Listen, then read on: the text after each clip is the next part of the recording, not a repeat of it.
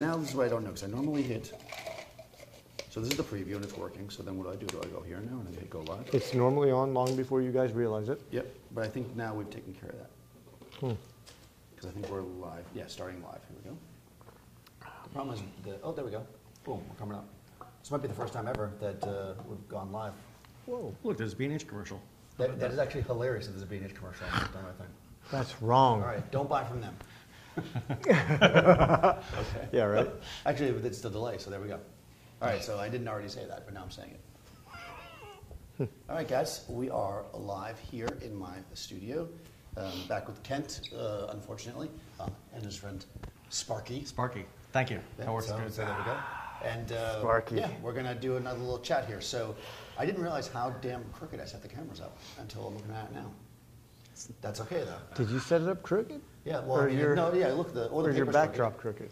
It could be both. Let us know how the audio is. This is my first time with, oh good, so it sounds good. This is the first time with 3 microphones. We're getting crazy here. So He's in deep now, man. yeah, so we're going It's crazy. like 50% more than normal, That's right. or 100% more actually. Switzerland. All right, cool. All right. So we're going to talk a bit about the different work, I guess, that mostly, that you're the star here today. Oh, geez. Yeah, yeah.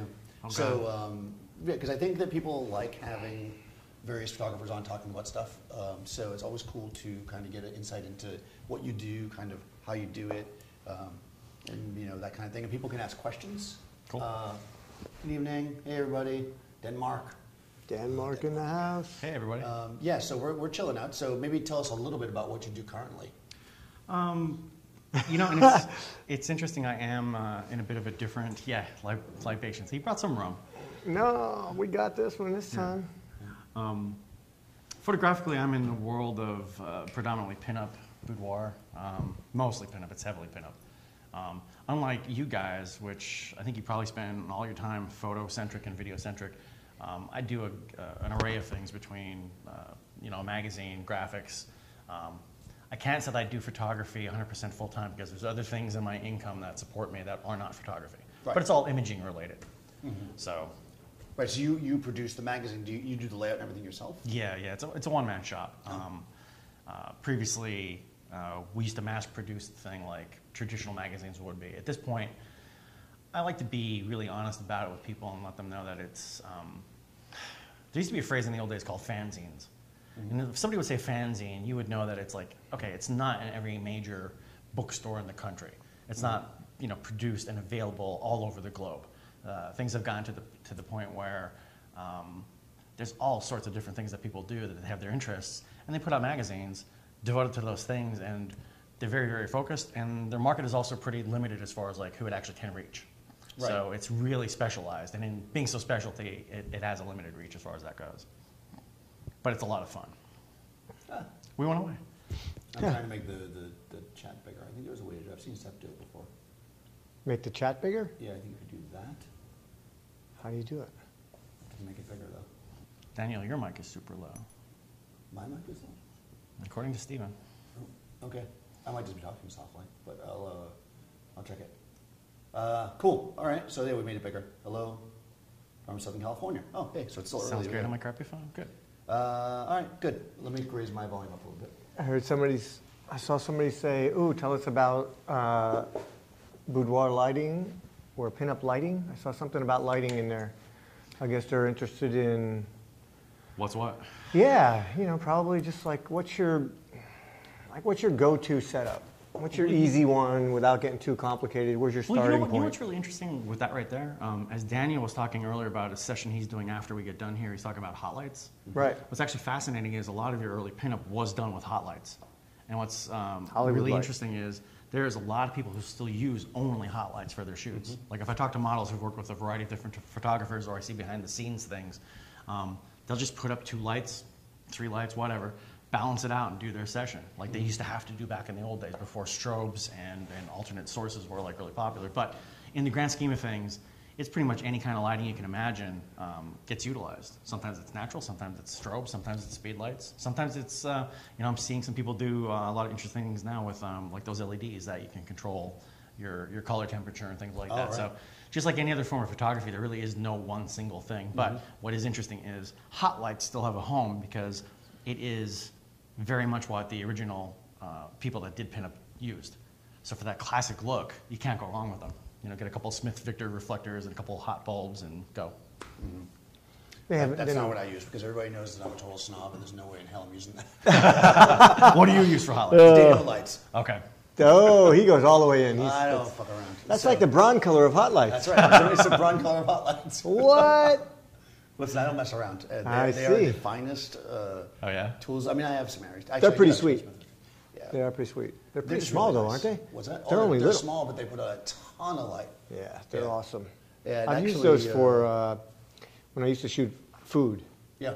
And they had, you could literally light up a little cherry or a strawberry with that. Exactly. It was amazing. Well, what's nice about them is they use spherical lenses, so so when you hit, because you know, hit somebody with an open-faced light, it's like uneven, and then so you either have to really blow them out with this kind of traditional like old school pinup to get rid of the imperfections, or you get uneven skin tone. With the dados, you can actually expose them properly because the spherical lens smooths it out. Oh, sweet. Yeah, so it's actually I've never seen anybody use them for people though. So. I do.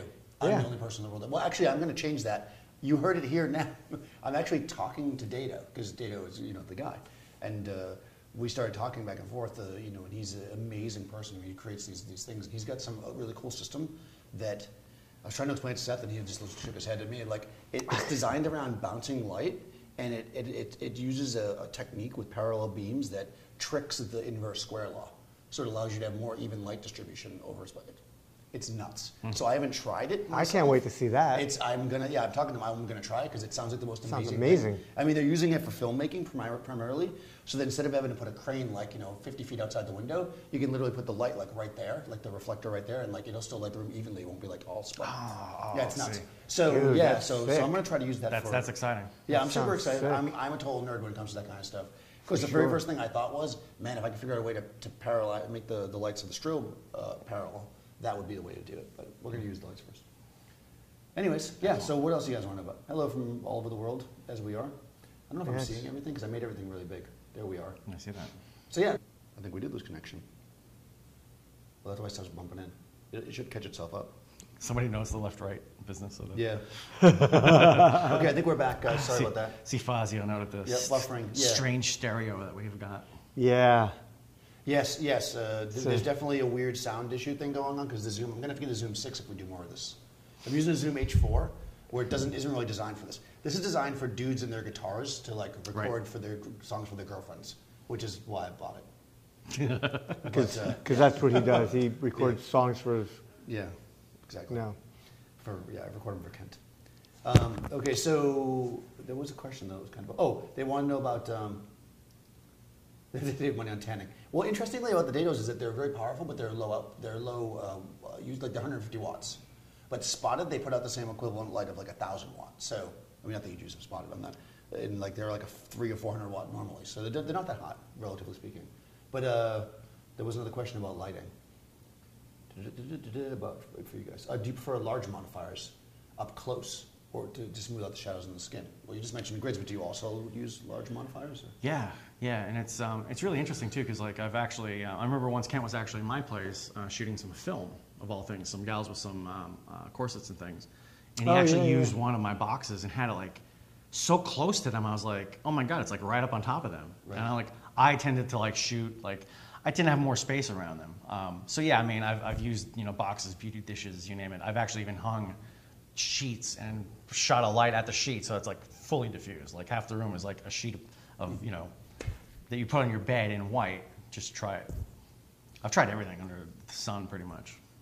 Just as we all do when you're trying to solve a problem, you're trying to get to some. Well, yeah, and it's sometimes you make a mistake and you're like, hey, I could use that in the future for something else. Yeah, for sure. There's no swapping channels, guys. Sorry, you're just going to have to deal with the fact that we're on the wrong side. Sorry. It should help you identify who's who. We're on what? Well, no, what's happening is on the screen, you're coming out of the wrong ear for people. Just swap your headphones. Shit. Yeah, because we can This will get a little closer, right? No, it's me and you. Okay. For some reason, they're saying. That's actually not what it is, but it's what it sounds like. Oh, whatever. You can't hear us, people. Yeah. Sorry. Pour yourself a beer, get some rum. Yeah. It'll all be fine. Okay, so hopefully you guys didn't miss all the things we were talking about, but yeah, we're not going to be able to fix that this time. I don't know why it's doing that because it's not what it should be doing. But, well, I guess because you're in the middle, they don't notice it. Because technically they're left and right, and I'm only out of one side. Yeah. Anyways. What? I don't know. Okay, cool. Okay, so do you mix the stuff though? Like, do you use? Because this is what I do. So I'm curious. Like, you use a big source like that, and then do you use smaller sources to like hit things, or do you usually either use big or small? Or do you mix them a lot? It can be a mix. There's been some times because like I won't even just worry about like lighting the subject. Sometimes it's the scene. So if I'm in a like I actually did a session one time where I was working with a model and I had a couple strobes set up and some modifiers, some grids on her. And I'm like, wait a minute, I want to do something else. And I like set up another stand, another light, put another grid on it, and I'm like aiming and stuff. And she's like, you just aimed that at the clock on the wall, didn't you? I'm like, yeah, because it's part of the shot. Right. And I wanted that clock, which is like a very distinctive look. Looks fantastic. It's got some great gold reflective surfaces. It just wasn't getting enough light that I lit that clock. So if I have to like add a speed light, that's also synced to everything. If I have to turn on another light for in the ambient settings and the ambient lights that are available, whatever it may be, go for it. I don't really ever think that there's anything that's really right or wrong as far as like if you have to like add something to get the job done that you want to see, by all means do it. Right. Sometimes a flashlight positioned in the right place can add that little kick you need. I remember you doing that with the with that nature set, that camping set. Mm-hmm. Yeah, well that makes sense because you're lighting a set piece that the model is in versus lighting the model. Right. Which is a different or a certain way of working, I suppose. It's almost like more like a filmmaker would work. Absolutely. Like they light the set, and then your subjects are in the set. Yeah. They don't. Whereas a lot of times photographers, we might just light the subject, depending on what you're doing. Depending on what you're doing, yeah, for sure. And I'll tell you what, and when it comes to that stuff too, the thing that's been challenging for me over the years has always been like color temperature of your various light sources. Like when you have like your room lighting, and you're using like incandescent bulbs. Like over the years, I've actually started adding in some like LED type lenses that should specifically have like a color temperature of like 5500K or maybe 5000K. They say that they're that temperature, but they are not. They are not remotely close to what the 56 is on my flash, on my studio strobes, or on my speed lights. And you get this like color shift coming from like all these different places. So a lot of the time, it's not only the lighting, but it's also like trying to get the color to like not look like it's competing, like it's not a terrible mismatch of color. Because getting that yellow cast on a model's face from an incandescent or another bulb that's not the same as your main lights, that's a real pain in the backside. If you're trying to take it out, yeah. Well, if they look like they got jaundice, they got liver problems, that's a problem. That's not cool. Yeah. There we go. All right, there's my mic. I thought it was all the way up, but I was looking at the wrong thing. Okay, I should be louder now, Technology. guys. Yeah, I can't switch the Zoom because we're using labs, guys. But thanks for the advice. It's good to do this because people will tell you how to do everything, which is nice. That's great. It's real-time feedback. Okay, so what's your favorite focal length for headshots? Kent. Oh, this is a good conversation because we just had this. Oh, man. Come on, tell us. Favorite You gotta pick or one. most used? Oh. He's going to say 200 f2. Because there is two differences. Oh, yeah? So what favorite? 300. Okay, most I used. love my 300 2.8, man. I love it. Kent shoots a headshot with a 300. Yeah, I stand on the other side of the... You're that guy. Yeah. I stay way like back here. long, too. And have my It's assistant flattering. with a mic stand right next to me. Do you really do that? I used to work for a guy who did that. Yeah, he I used to did. use a 400 for everything, for fashion stuff. Yeah. And then he had a little, it was this like 1975 Radio Shack speaker system. with an intercom system, literally, and we put it in Oh, the that's model. awesome, though. And, No, yeah. I usually just have the little yellow walkie-talkies. Oh no, this thing was awesome. It was like it's like realistic, the old Radio Oh, Shack brand with dude, the wood. that's And we'd sick. set it up next to it. We'd wrap it around his tripod, and he would just talk, and you'd hear him down there being like, "Turn to the left." Focus on content, guys. What content? What content? Isn't this content? This is We're content. talking focal length. Yeah. What? And then for the most part, I'm using the Nikon, the 105. Oh, that's a nice range. Yeah, that's typically what I use, especially for normal in the studio stuff. Yeah, the 105 is a decent lens. Which one do you use? The 105 f4 or do you use the macro? It's Or is it it's the macro one, yeah. I had It's that 2.8. one. That was nice. Yeah. It's Yeah, 2.8. It's the yeah. newer one, but not that new one. It's Exactly, the old not the one. 1.4 one. Yeah, no, Seth loves the macro. I'm not a big fan of macro lenses for portraits. I think they're too sharp. It's wicked sharp, Yeah, yeah. yeah, it's crazy. Yeah, There's some that. girls don't like that so much. Yeah. They see it come up on the screen and they get a little nervous. Yeah, no, I agree. That's why I tend to stay away from that. The 85 1.4 is nice for that too, though. Yeah. You get down to around f2 or something, you can get really awesome fall off, but I can't do I don't like doing a tight shot on it. I like maybe a not quite 3/4, but including Yeah. a little more of the body. I don't like the 85 real tight. Yeah, well, you start getting the distortion. Yeah, I don't like it, so Yeah. I would rather do something about you? else. You know, I actually right now mostly I'm using a 50. I hate to say it, but that's I'd high five you, but that's not my thing. you know, it just my particular body and my particular 50 work great together. Yep. And it's really a matter of finding the sweet spot on my lenses and my body, and that particular combo right now is like really like doing killer. Yeah, no, I agree. I actually am a big fan of a 50. We had this conversation. So it depends on when you're talking about this, I use a 50. If I'm going to do this, I use like an 85. In fact, I don't own anything, but that's the longest lens I have is an 80. Well, no, I have a 150 now, which I have been getting more comfortable with. And I like it. It's actually very interesting. I used it the other day on somebody. I was like, oh, hold on, let me see what this looks like. And I backed up and took the shot with the 150. And they were like, oh. And I was like, yeah, well, it changes your face. That's the reason why we have different lenses. Right. Yeah, totally. Yeah, And then Well, I mean, like, that should be said too. Yeah. Depending on a person's face. yeah, it completely changes their face. Which Well, and an angle. Like I actually, in some recent submissions I got for the magazine, I saw some shots of people where it was obvious they were on top of them, and they're using a wide angle, and their heads look gigantic compared to their bodies. Right. And I was like, couldn't you back up a little? This looks weird, you know. Well, it depends on what you're going for. See, sometimes that works, though. It really depends on the look you're going for. Probably not in that situation, but because then it starts looking like amateur stuff. But like for some portraits, I used to work with this guy years ago as an assistant. He shot a lot of covers for Time and stuff. His default method was 80 millimeter lens on a Hasselblad. He'd crank it all the way to its closest focus point, and he would walk in with it. He would never adjust the focus. He walked in, and that is a distorted thing. And that's if you go back like 15 years and start looking covers of Time magazine, you'll see like these big head. That's what he did, and he was all over the place. I'm not going to say names. Didn't People loved it. That was the style. Platon. There's people that did that. A lot of people did did the same thing. Yeah, yeah. That's a way to shoot. One big umbrella right Fixed where the here. headphones- Yeah. Yeah, and then, okay. What advancements in studio lighting have you seen progress from the beginning to today? Well, I mean, I started off in the caveman days when they used torches to light everything. And flash powder. Flash powder. I mean, my first strobe set was a Novatron, Mine too. and then I went to my Speedos. The Speedotron stuff is basically bomb-proof, man. Yep. It's massive, it's super heavy, but it's a lot of light. Just don't try to go quick with it, because each shot will be a different color and everything else. Yeah, I think like in the. And then I switched to brown color, and that's where it lives.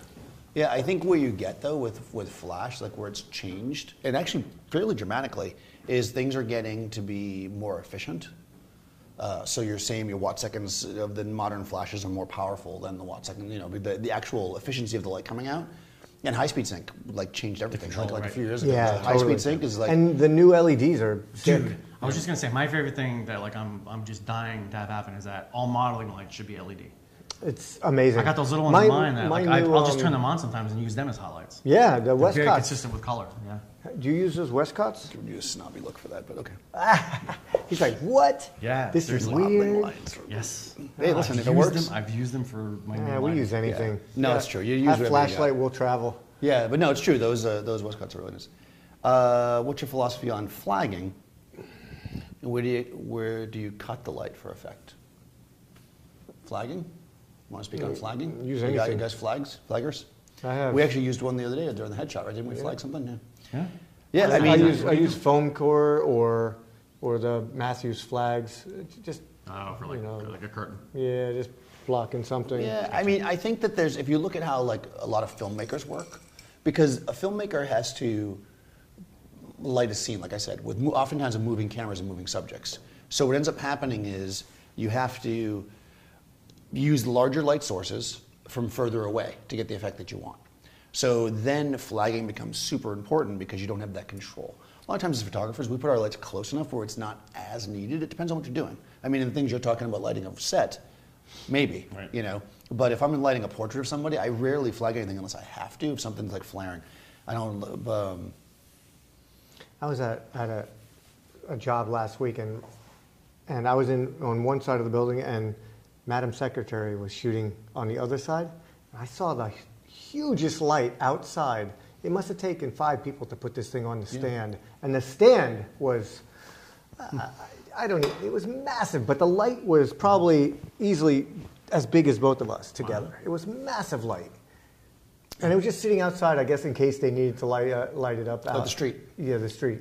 And I was like, they were shooting inside. I said, I don't know how they'd get that in there. Well, they probably don't. They probably light the street and let it bleed in. They would have to, because they were shooting inside a building, which I'm not going to tell you what it is. Yeah, because I mean, it's not uncommon in a movie set to light up it's the whole nighttime, outside of the light building. up the outside of the building Right. like it's daytime. Yeah. It was sick, man. It was Yeah, such it's a crazy. cool light. I was like, man, what could I use that for? I couldn't plug it in anywhere. How could I use that? If I stole that right now, how could I use that? I couldn't.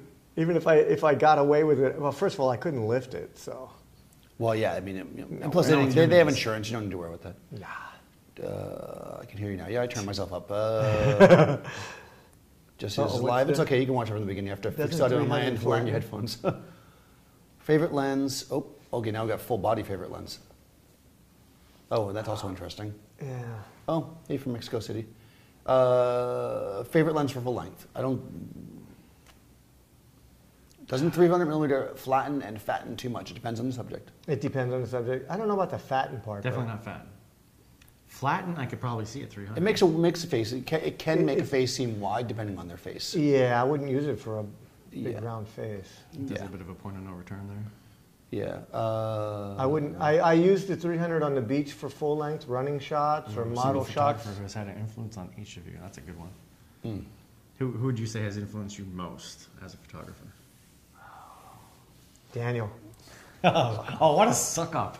What a suck I was up. going to say Kent, but he got it out there too quickly. Dude, That's quick. Neither of these guys. You know what's interesting? I wonder if there's two ways you could answer that, right? Because there's like the photographers that we looked at, like when we're trying to learn or grow, whatever, and then there's the photographers like you worked for or met. True. Because I think I have Oh two yeah. different answers. Working for or working with Joe McNally.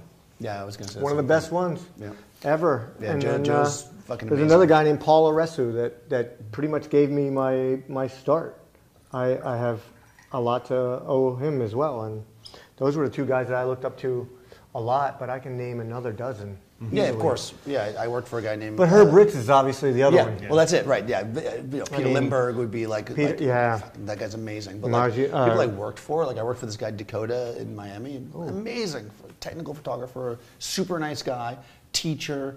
I mean, such a great person. Joe, yeah. Joe's awesome. Joe's awesome. Yeah. Yeah. Super awesome guy. I mean, Don't give him a big Can't- head. can't though. meet a If he better watches, he's person. gonna get a big head. Don't let him get a big head. He What? deserves it though. Who, Joe? Joe Yeah. deserves that. Though. Yeah. He's a sweetheart. How about you? you know, the good thing is Joe would push it for you too. Yeah. He wouldn't just, No, because Joe's awesome. nah. He's a super dude. How about you? Interestingly enough, Helmut Newton. Huh? Oh He's- shit! I forgot all about him. His work like resonated with me in a way that was like there was just something about it that I was fascinated by. And I think we all know driven what by. about it. But you know what though? At least And if you don't know what about it, quick get on check the out Google. the work, yeah. But at least with his work with women, there was Very like a parity. empowering. Yeah, they were as much in control as he was. Oh, they were more. Yeah, I it was like think- the first I think time it's all when- about the power. when it kind of shifted. Yeah. They are. Yeah, Newton's kind of a badass. Yeah, kind of. It's true. There's a lot of badasses out there, man. I That can't. is the I could truth. never pick one. No way. It's tough. 5590 on Sony. Influenced. Okay, we just said that. 100 millimeter Canon was nice. I love all lenses. Yeah, me too. Actually, I have, that's I the have reality. everything from a 14 to the 300. Go-to gear for remote location shooting. You mean like lenses and stuff, or let's say I had to take a backpack of gear. I would take the mobile. Okay. I mean, that way I'm getting 1,200 watts. You can do a lot. Yeah, the mobile's a pretty badass. Yeah, it's a great light. It depends I- on space too, like how much space you have. Yeah, I mean, on if your- you want to carry it what on your settings. back. Yeah. If you don't want to carry it, then speed lights will be it, or these new LEDs that I have, man. The battery is that it's that big. It's just a little battery, and man, it puts out nice. But Yeah. I don't know if it depends on what you were doing outside. You'd have a hard time, like you wouldn't overpower sun. Yeah, I mean, I think that's what it comes down to, right? Like whenever you're prepping for a job, this is why we have so much stuff. It's not because we're gear hounds. It's like different stuff is good for different I'm a stuff. gear It's hound. not one set of. Yeah. I'm a gear Yeah. hound. Come on, you've seen my house. Yeah. Yeah. I mean, I do love gear. I'm just saying, and I have a lot of weird shit, but There's it a comes down functional to it. reason. There's a And you functional reason. can. It's like I had Oh, I this use it all. conversation the other day with this guy about umbrellas, and he was he's like, no, you can do everything with an umbrella. You can do a lot of stuff with an umbrella if you manipulate it, but an umbrella does a certain thing well. and a softbox does a certain thing well, and a hard reflector does a certain thing well. So like, if you have the facility to use all this different gear, why wouldn't you? That's the way I look at it. I love it, man. I can lug bricks in my Mini Cooper. It will do it. But a truck is better. better. A truck is better. Yeah. You know, it's like, I mean, That's a good point. Yeah. That's a good point. Yeah, I mean, gear is gear. can you recommend an affordable entertainment attorney? No, I can't. No. Affordable what? That's a fallacy. Entertainment attorney. If they're affordable, it's probably not good. Right. $400 an hour is affordable in New York. Let's see. With Canon releasing the RP, it will force Nikon to release entry-level full frame. Doesn't Nikon already have an entry-level full? Isn't that what the Z6 The is? Z6 and Z7 are both. Yeah, the Z6 is like, isn't that a full frame camera? That's a full frame camera. Yeah, that's like $2,000. That's super cheap. Is it? How It much might is the not camera? even be 2,000. I think it's like 2,000 something change. Is it? 2,000 something. I don't know. I think it's less. I didn't get one think yet. it's more than, I thought it started at 22, but they did that whole bring us any piece of gear. we'll give you I'm money waiting back till on next that. year. Yeah, I don't I know. started seeing like a rebate program, like bring anything that was once a camera and we'll give you money. Well, also, like, what's affordable? Like, and do you need a full frame camera? I mean, it's like, okay. Yes. The bottom line is I think any major manufacturer wants a spectrum of products at all price points. So That's true. It's kind of like, yeah, they probably do. It's just a matter of how they're approaching it. Mm-hmm. I tell you, man, I loved all of them. What was the D2X? Was that a full frame? No, the that's D3 crap. was the first full frame Yeah. camera. I love that camera. That was Until the fantastic. date that they released the D3, Nikon had held their ground that you didn't need a full frame Right. camera. Full frame was a fallacy. Full frame meant nothing. Just like- we have a new full frame camera. Full frame's the best. Just like Canon with their IBIS, we don't need in-body image stabilization, and you're going to see it. You're going to see it from them. Yeah, well, they have it in the lenses. I don't know. I use tripods. Yeah, me too. So I'm not I really mostly- at image stabilization. Even when they had, because Canon was one of the first ones to have like all these lenses that were stabilized. I never used stabilization. You see, I did use it a lot. I did get advantage out of it. Because I kind of feel like if I'm using a slow shutter speed, I don't know. I would use a tripod, or I would use it to its extent, its advantage, which is to make things blurry. So like do pans and stuff. I never really. I don't know. learned Just how the McNally grip, so What's that? I can shoot pretty Yeah, me too. slow. I used to be able to. I used to hold the Veronica at a 15th of a second. Using foam core flag. Foam core is fine for flagging. The only problem is that if you use white foam core, that it'll bounce light everywhere. And even black foam core it doesn't absorb light the way that like an actual flag does. But it will cut light. It'll cut it. Good It mom. just it won't absorb it. Very Like, good. Which is, do you play music in the background in the studio on a shoot? Well, Kent clearly does while I'm setting up. I actually play the music. Yeah. I just, and it just completely pissed Daniel off. I on the other Yeah. hand, if I have a client, if they want music, they can play music. Okay, so this is actually, and I know that most people are not going to agree with me. Do you let the clients play their own music? Yes. Yeah, I absolutely don't. I do. Absolutely not. And do you know why? I Unless don't? it's something I can't stand. Well, no, it doesn't matter if I can stand it or not. The reason why I don't let people play their own music is because then they focus on it. And they're like, oh, I like this song, or I don't like this song. And that's fine, I guess, if a certain thing, maybe with Bourgeois it's fine because they're trying to relax, whatever. Right, I do not need a model in my studio going, oh, turn that one up, oh, change that one. So what I do is I So put they don't on have that music, problem. and also, well, I don't want to create the problem because there's going to be that one person. I'm not saying that everybody does that. You are But a hard ass, though. I am, but I can tell you, 99% of the models that come out of my studio are like, "Damn, I love your music," because I try to play music that's really interesting and cool that they've never heard of before. Although I haven't listened a lot to the Pixies, and it feels like everybody knows who the Pixies are. So, Love the Pixies. Meh. but I never do, and it's actually a funny thing. People make fun of me. I never ever let people play their own music unless I know them really well, and they ask me nicely. Well, no, because sometimes they're like, "Put this on." It's like, Really? You said what? I'm in control here. that's right. I see most of my gals, they have like their I'm the boss of Spotify me. playlist. They let it roll, and it gets them at ease. And that Well, works. especially on what you're doing now. Yeah. I guess. I mean, I don't know. Different strokes, I guess. And like I said, I know that I'm different because if you go on every fucking, Mom, every one of these like lists of things for photographers, what you should do when you have headshots it and stuff is wasn't me. tell them to bring their own music. Absolutely not. I never worked for a very big successful photographer that ever let somebody Why put their would own you music need on. that now? You have Spotify or Well, that's what I'm saying. There are Amazon playlists. Music Yeah, I use or- Amazon Play. Music. And what I'll do too is if they're like, can you play a certain song by somebody? I'll put like that. I'll be like, well, no, but I'll play. Like this morning I was photographing a young lady and she was like, oh, could I make a, and she asked. That's the other thing. They didn't just tell me. She was like, would you mind And I didn't have music on either, which is what the mistake I made. You gotta have the music on when they get there, then they usually don't ask. And then she was like, would you play such and such song from Nirvana? And I was like, okay, you're cool as fuck because you're asking for Nirvana and you're young. But I'm not gonna put that song on, but I'll put the Nirvana playlist on. Man, he's such a hard I'm a ass. fucking hard ass. Dude. Control. Whoa. Oh, and so if so, okay, we play. I usually play alternative rock from like anywhere from like the well, okay, I either play a lot of Patti Smith. That's my sexy music. Patti Smith and Smashing Pumpkins, or That's his sexy music. yeah, because it's all this deep bass and stuff. Or I play like the Pixies or like REM or stuff like that. How about you? Well, you play whatever they bring. Whatever they want. Yeah, if they have their playlist, typically I turn on my speaker for them, and they run it, and I've not had an issue. And they You tend are to like super nice. just get relaxed. I feel You are the comfortable. nicest person ever. Well, I'm like Burger King. It's their way. I'm What just they a- want, I'm just a dick, I guess. I'm serving them. I should also say though, and I mean I don't know, right? Because if in your case, I'm assuming based on this conversation that in this exact moment that these are people who come to you and are paying you to make their photo. Absolutely. Right. That's a little different. That's almost never my case. You know, I'm usually like I'm shooting a catalog or something. And it's a model who comes in and like no, Right. You're more Yeah. hiring them or using Yeah. them as a talent. Yeah. yeah, they're talent. We're They're typically not. They're not paying my. them. They're not Yeah. my client. I'm providing the service to them of the photos Yeah. and the experience. So they got to be comfortable. It's a pretty big difference. Yeah, right on. All right. So what type do you play? That's it. Are there too many photographers crowding the photographer? No, I don't think so. There's a lot of photographers, but There's are always there been a lot of good photographers. photographers? Yeah. I mean, I think that there's work out there, and there's more work now. Pictures are more. The internet didn't exist. You know, the internet made these photographers, but there was no internet before for all these photos to go on. So, I don't think so. That's also a truth. Yeah. Yeah, like there's work out there that didn't exist before. Like there's tons and tons of small clients that would never have hired a photographer until now. So No, that's all new work. The one thing I'll add to that as far as demographic, right? For you guys here in New York City, Yeah. it's much different than for me 2.5 hours away in the middle of nowhere. In the middle of nowhere, there's a lot of people who are using photography as like a side hustle. So Yeah. you've got something that as a commodity has been sort of relegated to people that do it passively part-time.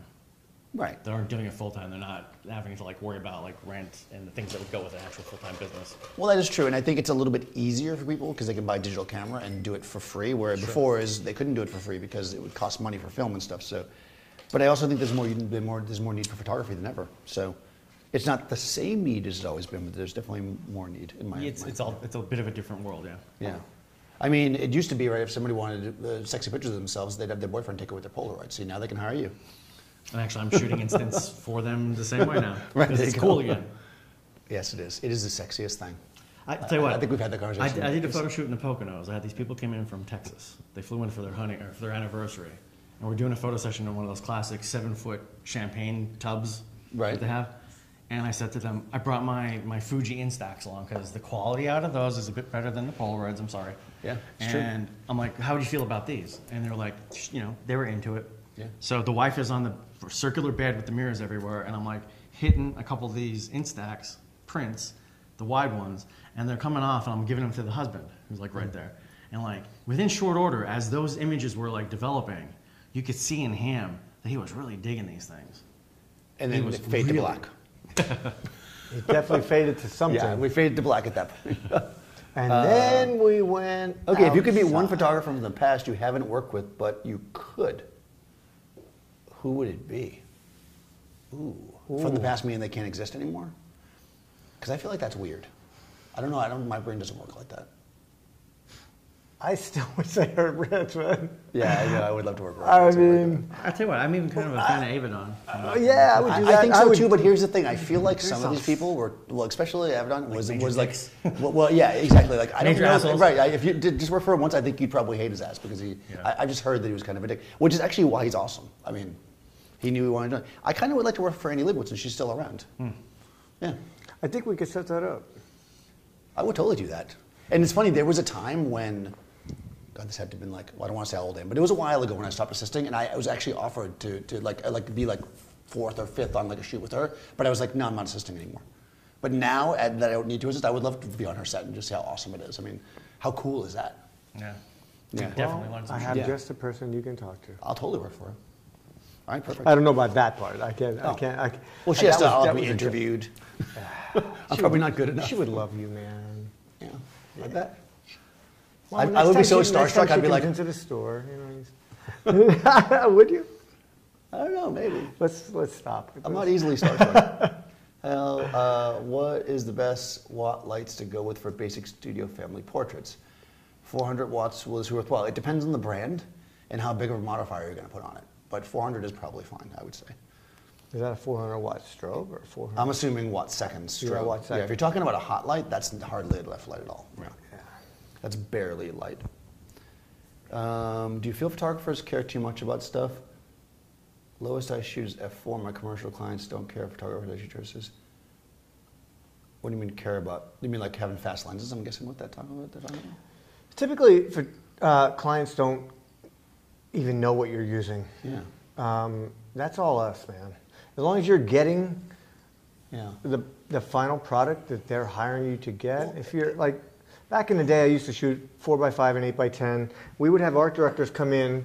They would come in with a drawing. We would trace their drawing on acetate, flip it upside down and turn it backwards and stick it onto the back of the camera and then try and make that exact same thing. That's what I was just talking to you about with the coming wave of mirrorless. Yeah. If we could upload that as an overlay. I mean, that's what we did. That's how we did it. And then you'd have to use lenses and technique through tilts and shifts and everything. It's actually funny to make that work. I only have ever done that once, and it was for a building. They were building a building manufacturer, somebody built architect, I should call it. They were redoing a building in Miami. We went up and shot aerial shots of them. Then we had the aerial, the slides duped. We shot it with a Hasselblad, and then big, exactly like that. Then they had the building, the model of the building made in a studio, and we literally lined it up and shot it so it was on top of the other. Oh, sweet! Yeah, it was really awesome, actually. Yeah, the good thing is now Capture One, you can drop that right into Capture One and pull that right up on the screen. But what I will say is this, though. So, yeah, I often joke about this. So I have to shoot at 2.8 because the lens is expensive. You're not buying a fast lens necessarily to shoot it wide open. You're buying it because lenses are generally sharper, a little bit closed down, which means that if you shoot at f4 with the 2.8 lens, it's going to be sharper than an f4 lens. But also because your autofocus system only has a certain EV range in which it operates properly. Which is the faster the lens is, the more light it lets in, the better the autofocus will be. Even if you're closed down, because the lens opens up when you're focusing. Because it focuses while it's open, right? Yeah. So that's the other reason to have fast lenses. That's why we used to have it back in SLRs back in the day. Nobody was shooting wide open. It was like you wanted a 2.8 lens because you could see when you were focusing. Yep. What do you guys think about lanterns? I love lanterns. Good for group shots? I have a lantern. Yeah, lanterns are the best. Glowline has some. Yeah, I think Seth used it, and he may have done a video if you go on IGTV. The one I use is the Shimera one. And I actually did do, if you want to see a video about lanterns, I'll plug myself now. Oh, I did a video about using the paper Chinese lantern versus the Shimera one to show the difference. Ooh, what was the difference? Better consistency, smoother. I mean, both of them look fine. I actually put them both up next to each other and lit the sub. I did like a left-right. So I had both on, and it looked pretty good. And then I turned one off and then the other off, and I showed the difference. Oh, cool. Yeah, all in all, if you use a lantern a lot, I recommend you buy a lantern because then you have something you can use it repeatable. If you want to use it once in a while, paper lanterns are fine. It's a totally different kind of look. And the thing with the brown color has that big ball. Oh, yeah. The big sphere, like. By the way, there's a plastic ball. There's a right. And sort of like a lantern, but it's only. Yeah, well, you know what to do with that. 14 inches or so. I don't know if you've ever done this before. You put that bad boy on once you have a softbox on there. Inside the softbox? Yes. Ooh, really? Shit, that'd be pretty cool. How do you get the softbox over top of it? Because it has a mount. You can't do it on brown color. No. So in Pro Photo, you slide the softbox back and you can still put it on the front. Yeah. Douchebag Pro Photo shit again. Hey man, gaffer tape. Oh my God. Do you guys think about lanterns? I love lanterns. How about you? Do you like lanterns? I have not used one. Oh, well, we gotta get you one. You guys got me like all turned on to check. Yeah, we'll get yourself some paper lanterns. That's how I would try if you haven't used one before, because paper lanterns are cheap. I mean, they're disposable. I could just let you borrow mine. You have a speed ring and fit it. Sure. It's just no big deal. I know it's ideal agency models. What modeling photography sites do you guys recommend to cast models for? That's on you guys. Yeah, I don't know. I mean, I don't know that there are a lot of sites anymore. I mean, I know Model Mayhem still exists. Wow. Yeah, I think it still exists. I mean, there used to be like one model place and model this and model that. I don't think they exist anymore because people use Instagram. Yeah. Instagram is like the way that people find models. Yeah. Yep. I've only just recently started to do that. I mean, That's a good idea, though. But yeah, I mean, because I was about to say something that makes me sound like an asshole, but I'm going to say it anyways. Because people approach me. I'm not really in, people ask me all the time if I need models. So I'm not searching for Yeah, models. fortunately, we've been doing this long enough that we're here. And especially if you're not looking for a just model, works that way. because I like to shoot whoever. So if somebody's cool, if I meet people, I also just talk to people. Actors are the biggest thing now. Yeah, if I see somebody who's really cool, I will just actually say, I'd love to photograph you, and then I do. So, I mean, that's what people before I had any kind of connection with any agency, I just photographed people I met, I was like, hey, baby. Hey now. And that worked. He was talking to a Not guy. at all. Talking to a guy. I yelled at them from across the street, hey, mama. No, you just, you compliment them on whatever it is you like about, if it's something that you can say. Maybe not whatever you like. Like, hey, you have great style, or whatever, or hey, I like your eyes. You have to, don't be a creep. It's hard to say. Man, I don't know you, so I don't know how to like. 20 years. Yeah, I don't know. I'm just the kind of person that and you know what? I get it from my mother. She does that. My mother will walk up to a strange person, and she'd walk up to you and be like, "Oh man, your hair is really good," and she would just start talking to you about it. That's just what she does. And it always embarrassed me when I was younger, and now that I'm an adult, I find myself doing that all the time. I'm like, oh, now I'm talking to some fucking weird person a strange person who thinks I'm a weirdo because. That's 4 times. I know I'm swearing like crazy. It's because you gave me a beer. I didn't No, he tried to ply you with rum. And I tried to get him on the chose rum the beer. because then it would be probably 18 times by now. But Holy shit! I don't know where we are now. What do you guys think about lanterns? We're getting fall we behind. got by that. Continuous. Guys who prefer continuous lights or speed lights? Yes. The guy that says White Lion, classic rock, really? Oh, come on. I guess White Lion is classic rock now. No, I know. I think White Lion is his name. Yeah, I know. Yeah. Well, no, it is classic rock. You know. See, I used to say classic rock, but alternative sounds cooler. So if you want to sound cool to the kids, But now there's like 16 versions of alternatives. So. yeah. So then it could be anything. You'd like alternative, and they're like blah blah blah. And I'm like, yes, that's what I meant. And then I look it up. Oh, not really. Daniel's checking the watch because last time we went over for like 16 hours. This is your okay classic rock. What is your most favorite picture you have ever taken? And is it hanging on your wall at home?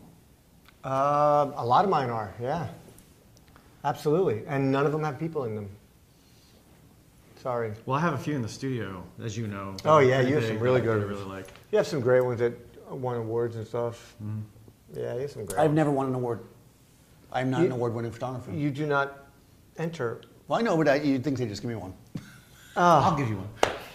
The next give you time we will one. bring Daniel an award. Yes. Let's see. Just because. Do I have a favorite photo? That you did. Well, yeah, of course. I mean, I have other people's work hanging on my walls. I don't Yeah. like to look at my own work. I think I'm You a know, weird it's funny photographer. because I have a Helmut Newton that I Oh my God, I would hang that. downloaded.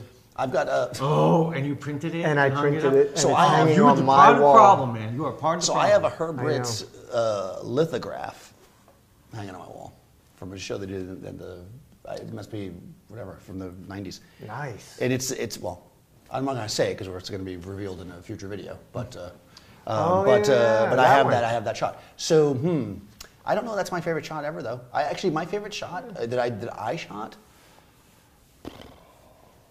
Like I said, like you said, it doesn't have people in it. I would say it's not a professional shot. It's of family or something. Like I'm sure if I Yeah, went to- most of them, all the stuff that I have actually, if you go to the Kent Miller photography site, and there's a section of waterscapes or streamscapes or something like that I have. That's where most of the pictures live. Yeah, it's interesting, right? I guess because when I look at my work, That's that's the my stuff I work really work. love. I can't. I mean, I like it, but it's work. So yeah. Yeah. Yeah, I don't really. I mean, I have my daughter in a picture that's like the closest one, and Yeah. then my mom and my grandmother from. Plus, I don't like look at photography. Like I say, it's weird, but I don't look at photography very often, so I don't look at my own photography either. I just Yeah. it's not something I do. Most of the photography that we like is all personal. It really has nothing to do with. Burger It's King. not I don't know necessarily what that even was a great. It reference to. doesn't matter. That's not the I point. think that's you know. interesting too, because I think that's a lot of times where if we have clients that we work with and there's images that resonates with them and we don't get it because we're looking at it too technically. Like, you remember when you got that like 50 megapixel back and you were like talking about like the image quality and stuff, and I said to you, yeah, that's gonna look, images from that are gonna look great on somebody's smartphone, right? Oh, that's interesting. It's really like we overthink it. It's true though. Yeah, I actually, I guess I don't actually think what I'm shooting. To be honest with you, it's very spiritual. but then I hate it after.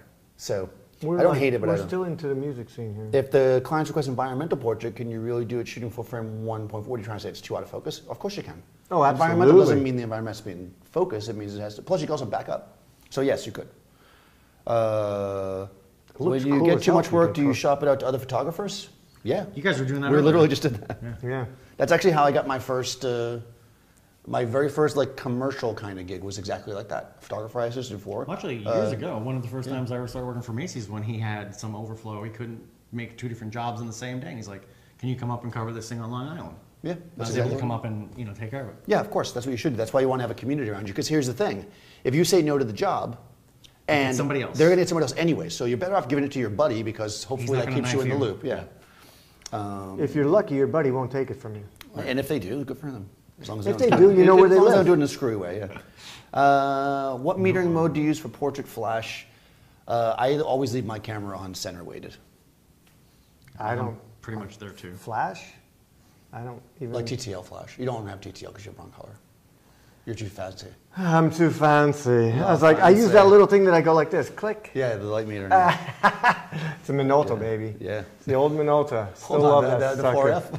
4F? Or do you have the fancy one? I don't. You know what? I don't know what the number is anymore. I have the old one, the square one, the 3. Oh yeah, that's the that's flat. Yeah, that's a good one too. Love that one, but I got the newer one too. That's has the digital stuff and the spot meter and all that. Have you heard Tamron is going to announce 3 more lenses in the next 2 days? I had not heard that. Great show, enjoying the conversation. Can everyone talk briefly about running a profitable business as a photographer? Wow, that's What is the 3 keys? Briefly? See, what I want to say about that before we start is that you'll watch a lot of channels and people talk on YouTube and stuff, and when they say things like the 3 keys to running professional businesses, those are business people, not photographers. I mean, not to say they're not good photographers, but I was not a business person. So I don't know what the keys are. I mean, keeping your shit together, I guess. I don't know. What do you think? I'll have Kent go first. We're in different worlds too, so it is different. Well, no, just in Keeping general. your shit together. That's a good one to start with. Yeah. Man, I think first thing you got to be is confident. Yeah. And you got to stick with it. You have to be 100% sure that no matter what they ask you, you can come through in the end. That's how I got half of my very first jobs. People would ask you to do things, and I was still assisting. They would ask 2 or 3 of us, and the other guys would just look at you and go, ah. And I'd be like, yeah, I could do that. Mm-hmm. Meanwhile, I had no idea. But what you need to be is resourceful enough to know where to go to get the answers you need to do the job.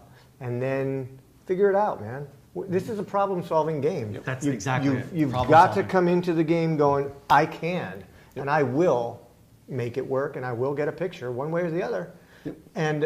And let's face it, that's what you do, that's what I do, that's what you do. Yeah. We all solve the problem as it's happening, and I whether agree. you have a layout, a designer, an art director, an art buyer, anybody on set, your art buyer is the My person client. on set. Yeah. Ours is usually the whole crowd of people eating the catering Right, exactly. and just saying, no, maybe we should move that, or no, that doesn't work, or no, that doesn't work. They're looking at that. We're up there sweating trying to get something out of the talent and trying to make things happen. And that's just what you do. That's how it works. Yeah, and I think too, because I've been getting a lot of questions. I did a video about you should just start your business and stop sitting on your ass or whatever I called it. And I've been getting tons and tons of emails. And I'm sorry I can't answer everybody, especially when you send me a whole bunch of pictures on Instagram, because I don't look at pictures people send me on Instagram because I've gotten way too many penis pictures. I get them too, yeah. Way too What I many. will say is this. That's wrong. Yeah, what I will say is this. Figure out who you want to work for and go to them. Like it sounds like so simple, but that's really what it is. Everyone says like, that. I want to shoot for such and such magazine. So figure out who hires photographers for that magazine. Yeah, and figure out what you like. And if your style doesn't match that magazine, it doesn't matter if you really want to shoot for them or not. That's exactly true as well. Your style has to be compatible. That's like me trying to get into Mike's magazine. I don't shoot pinup ever, almost never. I mean, a couple of things that could be crossover. But This is a crazy you good shoot point. pinup. Have I ever been published in your magazine? Not yet. We've no, been no, no, brothers no, no. since, quite a while. No, but you know what's interesting about that is that's also a that's the way huge it point. works. I remember too, like when I had that revelation, because I had been wanting to shoot for certain magazines that were just weren't my style. But I was like, these Yeah, for magazines sure. are amazing, and I was sending postcards, and I was like, I'm not getting into them, but I was getting into other things. And then one day I just looked at it, and I'm like, my style doesn't belong in this magazine. I can really like the style, but it's not me. It's not my style, and they're It's not not what gonna you're hire me producing. because Yeah, it's yeah, not what for I sure. produce. Yep. That'd be like us, you saying that you want to have something in a different magazine that has zero look of what you do. Exactly. Best backdrop color. Best backdrop color? For you? Pick a color. Does it have to be a color? What would it I be? was just gonna say, for you guys, it's probably something neutral. White, yeah, white, I mean, gray, black. I usually like a nice painted. Oh, he likes it painted. If I'm gonna, I Like an don't, old school I don't muslin? really do backdrops unless I have to. Yeah. White, gray, and black. That's the 99% time. See, no, it's But other than interesting. that, I would do a painted muslin backdrop that's more like a gray model with maybe some browns and some, Oh, yeah, that's some really nice. greens. You know, in you know it. what the most used color in my studio is? The Savage Almond. Almond. Almond. Because I would think- for pinup, right? Almond. Most women choose their wardrobe. The almond is pretty flexible for just about any kind of color combination they could come out with. White sometimes can be kind of harsh on them. Black is its own thing. Yeah. Gray is wrong for what they do. But if they come out with red, if they're wearing turquoise, if they're wearing teal, if they're wearing green, that almond is like such a go-to as far as being flexible for like anything. Well, it's they neutral, could but it's throw at me. warm. It is. Which is Right. generally good on skin. That actually makes a Exactly. lot of sense. Yep. Yeah, for me, I usually use some kind of a gray. Woods gray, I get it. studio gray, or, get it. savage. Yeah, I think whatever the we're savage gray is. mostly not. I think this is actually white behind me, but Yep. I actually used this today for some videos, and I didn't make a single white backdrop, even though they're white. I was gonna say You're most, using it now? most times, unless we're doing high key or something, Yeah. we get a white backdrop, but then we make it almost whatever color we want. Yeah, if medium format film is still interested, you guys, it's affordable compared to digital, but delivery process takes more work time. Is film worth your time?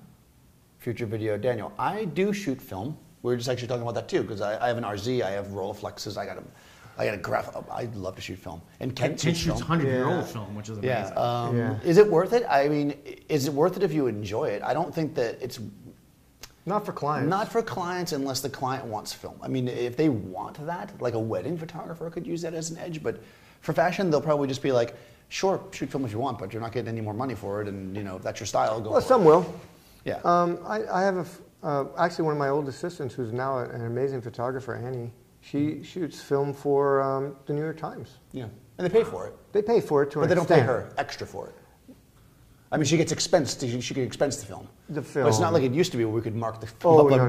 no. Film You're used not, to be you're the not getting profit. Yeah. a ton of money extra just because Yeah. you're shooting film. No. It's just a different look. It's just something. She had to convince them of that as well. They didn't, people don't necessarily want to just give you an extra $500 to process film for no reason at all. Right. You have to prove that there's a reason that you want to use it. Yeah, which is or- much different than it used to be. Because when film was the standard, or at least 50% of the standard, you could just say you wanted to. Yeah, But now yeah, they yeah, expect you to shoot for digital. sure. I shoot film now that's outdated, and it's a 5x7 old Linhof camera just for my. Hey, Bruce, my thank you. sake. Oh my God, Chaz Ray Kreider. He's one of my favorite artists, actually. Oh. He does some wicked cool stuff. In fact, I got one of his books, and it's actually funny. If somebody comes to my house, I have a sofa that I'll point to it, and I'll pull out this book of Kreider's called. It wasn't Motel Fetish. It was a later one. But I open the book and I flip open to a page where there's a model, completely naked, bent over this sofa with a cigarette very near her backside. And I'll show this to people and I'll start to tell them about the sofa that she's on because it's the same type of sofa that I have myself. And like, I've had friends like just marvel at like why I'm so obsessed with the sofa when this naked I'm kind girl of has a wondering cigarette. why, but I know you, so I know why. Yeah, it's like the sofa's awesome. Yeah, but Yeah. Chaz is awesome. I actually published a lot of his work in old issues of Retro Lovely. Some are still available on eBay. I'll tell you what, if you go to Amazon right now, I actually checked Amazon the other day. There's a bunch on there for multiples of what the original cover price was. Really? Yeah. Yeah, they're hard to find. I still have sets. Forget it, you're not Fluorescent getting them. colors, fluorescent color look, like gels. I'm not sure what that means exactly. So I don't really have much to say. I think everything comes and goes. If you like it, then. If the trolls who were dissing Kent during the studio shoot with Daniel are watching, Why were they that's kind of dissing you? funny, but Why were yeah. they dissing you? What did you do? Okay, so I helped Daniel out on a gig 2 weeks ago or last week. You doing Yeah, we headshots? live streamed. I saw some of that. Anyway, no, it wasn't that one. It was actually it was that one when he was doing some headshots. Anyway, I helped him out. You guys had shit under her, the side of her, two above things. her. First of all, I don't use ProPhoto, so I had no idea how to use it. I don't use Sony, so I have no idea how to use it. I don't know how to use Canon because I don't touch Canon cameras if I can help it. He's touched mine and took pictures of me with my Canon. Yeah, I touched it on occasion. He sets it up, and I just push the damn button because I'm afraid to touch it. Yeah, I know. I remember a time when he nearly went to Canon because he couldn't get work when they had better noise. Yeah, and then the D3 came out and I crushed it. Anyway, it's all my fault because I was very unexperienced with any of the gear that he has. No, what I think is actually... And I think the biggest problem was two things. My tail. Yep. That people get very, touchy about the tail. And then the other thing is I put the sandbag on the wrong damn leg. Which leg does it go on? The low one? Nope. It goes on the tall one. Really? See? And I just put like 3 of them on, so I don't care which. Yeah, I explained to him exactly. Well, and I think, see, what you have to understand too, though, is that I constantly rip on people for doing that wrong. So I'm actually okay with people saying it. But I wasn't in on the inside. But here's the thing that's funny about this. This is actually where I think things are really funny. Because Kent is not one of these guys who's, although I do have a channel now. I do. I got one started. I have all of 3 videos. I can tell you that there's a lot of people out there, and I'm not bashing other people, that have YouTube channels that are photographers, that people out there think are fantastic or whatever. They are not near the level of photographer that Ken Miller is. You just don't know who the fuck he is. Oh. So watch yourself on who you're talking to. You don't know who they are. You just never know. I once met this guy when I was at Adorama, this older gentleman, and he was trying to figure out this like super ancient camera, and it looked really cool. So I started talking to him. Turns out this guy had been published in Life magazine and all this shit, and people were just brushing him off. And I was like, this dude's an experienced, badass photographer. Just because he doesn't look like shit to you. We can't know everything. You won't know everything. That I could put something in your hand right now that you would never have. Things are changing. You would not know how to use it. You got to just take it with a grain of salt and roll with it, man, because you can't know it all. Even as an assistant, dude. I mean, even when I was assisting. Kent is Gandhi. Kent is the one with glasses. We all have glasses. All photographers have glasses eventually. Yeah, it's true. And that is sort of like... Yeah, I don't know, you could play Gandhi. You got that Gandhi feel. You're very... Oh, look, the wife redid it, so it's real nice now, no. see? Yeah. Well, as nice as it gets. I know It'd be gone except for my daughter loves it. He cannot do Gandhi. You can't get rid of it now. Huh? You can't get rid of it now. That's I know, it's a staple. sort of become my thing. That and this damn hole in my ear now. I can't get rid of that either. Hey, the things you do when you're young, you got to get ready to live up to them for the rest of your life. That's good. That's what? Thanks, Will. That's Seth. Seth went on a rant about how people don't hit like and just in algorithms. If you like it, it'll hit like it. It's fine with me. Seth is a little crazy though. That's why we love him. Almond washing machines are just wrong. I don't know what that means. Almond colored washing machines? Oh, maybe. My washing machine is white. Yeah. Well, okay. Any other questions? Where are we at now? We're actually doing pretty good. We're almost an hour in. Yeah, we'll see. We'll wrap up. Thanks for coming by the way. It's so fun. And I did check the description, guys, because I put links to these guys. Storm Gray. Yep. Mm-hmm. Yeah. Who doesn't love that? Yeah. I mean, all the grays are great. They're basically staples. Gradations of warm to cool, and some are darker and lighter. But you can obviously control that with your lighting. Unless you're putting shit. See, this is the thing. When you're talking about 9-foot rolls of seamless, you don't need that many because you can change the color of your seamless. We've done it a million times. Every time I'm doing a live stream, somebody's like, make the background blue.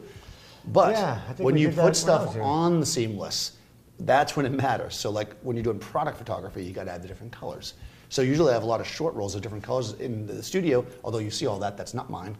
I usually only have white, some kind of a gray, and then usually some color just to have it. You know like I used to have use pink a in lot, the spring, or yellow. For the small sets was those gradient ones. Oh yeah. They were plastic. Yeah, exactly. Yeah, like a vinyl. And they were painted, right? Yep. And they would go from whatever color to white. Yep. And amazing, because you could literally light that just a little bit, and that fall off was stunning. It was a good product Probably shot. More even than yeah, it was trying amazing. To do with light. I did it a lot with when we used to shoot jewelry and diamonds and things like that. And diamonds. It just made it. Do either of you guys have a goal for retirement? So this is that either they mean only 2 people, so it's clearly you guys, because I'm not even close to retirement. I'm going to work until I drop. Son of a bitch. Do I look that old? Well, no, it's not that. It's just you guys have the money. No, I don't. There'll be no retirement for me. I'm not able to retire ever. I'll continue working until I can't. I don't plan on retiring. However, I have called Schwab Yes. and told them to start doing some something. shit for me. That was about, I don't know, when I still had the big studio in town. So that was a couple I mean, it years does ago. make sense to plan for it a little bit. But yeah, I don't know. I don't plan on ever stopping. I don't plan on stopping, but I do say take a chunk of whatever it is you earn and start putting it into something. Whether you're going to buy real estate, you're going to invest in some sort of mutual fund, something safe. Get a portfolio that starts out safe, but do something and do it as fast as you can. If you're 20 years old, start tomorrow, and by the time you get to where we are, you'll be sporting. Yeah, that's true. I Better wish off I than had us. done it when I was younger. Way better. But I will say this: Do it now. If I had done it when I was younger, I couldn't have done the things I did because there was several times where I had a bunch of money saved, and I spent it all to maintain my business. Yeah, 'cause I me would- too. But and, you'd still. Yeah, I know. You gotta do save it. though, yeah. I mean, I spent $50,000 on Broncolor gear. I mean, it was very well worth it. Of course.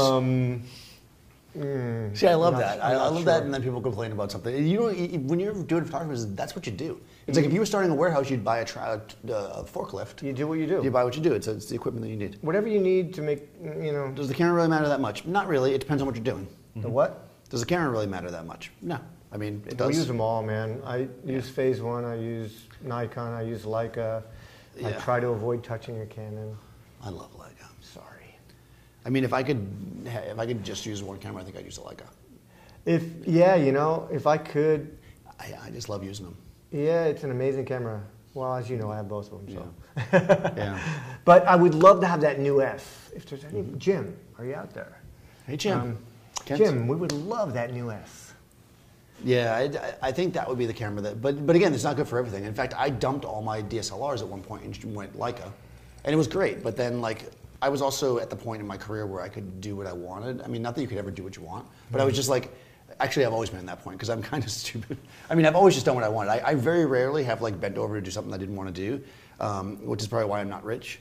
But I didn't get into photography to do whatever to get by. I got in to do what I wanted to do. So I was like, fuck it, I shoot with the Leica. I'm going to sell everything. I'm going to shoot with it. If you don't like it, too bad.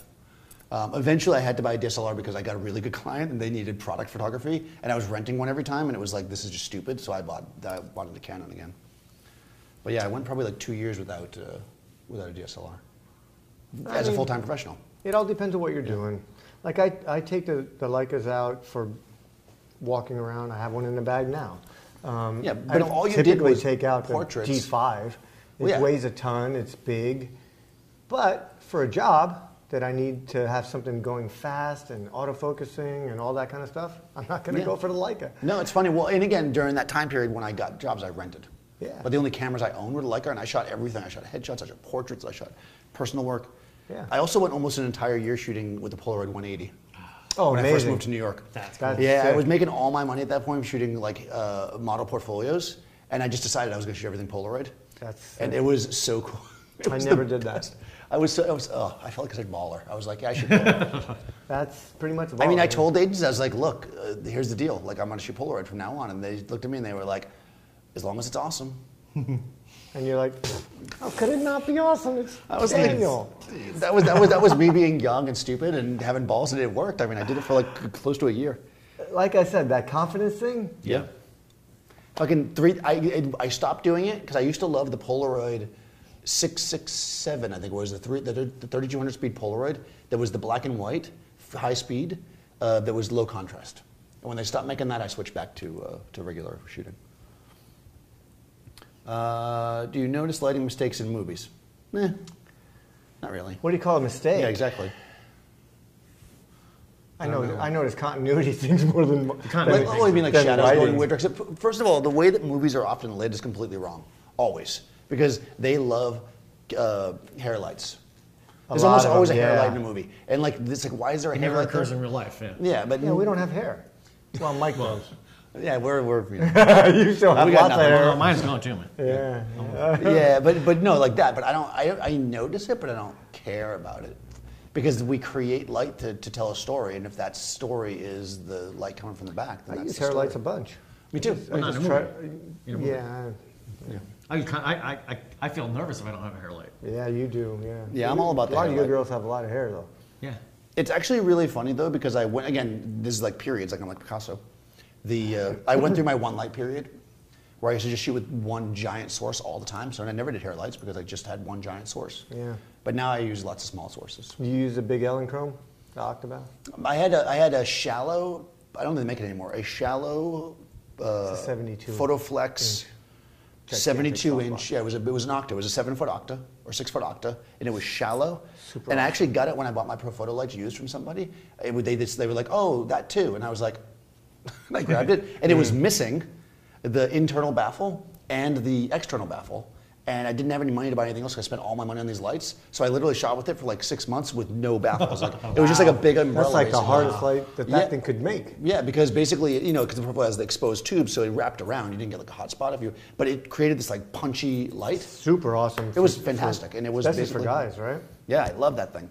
Super awesome. So yeah, that's what I did. Voigtlander 58, missing the focus. Oh, At 1.4. yeah. You sure it's missing the focus, or are Yes. you missing the focus? Not able to. Well, I know that 'Cause there was a certain at lens that 1.4, Voigtlander man. made, but I don't think that's it. That you had to adjust Oh, that I don't because know. it was based on the old. Because I mean, I was have a based on an old 24 Zeiss. 1.4. I have the Oh, I missed 85 focus. 1.4. I have all the other 1.4s. I mean, on Yeah. any given moment, I can't get shit. Well, no, when you said to me, "Oh, shoot that 85 1.2 wide open," Yeah. it was like every other shot. I wanted to see what it looked like. Yeah. I've never, I haven't, Yeah. I don't have any 1.2s, and we were trying to get some eyelashes in focus, and man, Yeah, it's so you hard. you literally can shoot a dozen frames and get two. in Yeah, focus. because they're moving, It's you're just how it moving, is. you're breathing. It's hard. Yep. It's hard. Even harder in manual focus. All right. Yeah, All I right, so wouldn't we're even- wrapping Venetian plaster backgrounds. Cool. Super cool.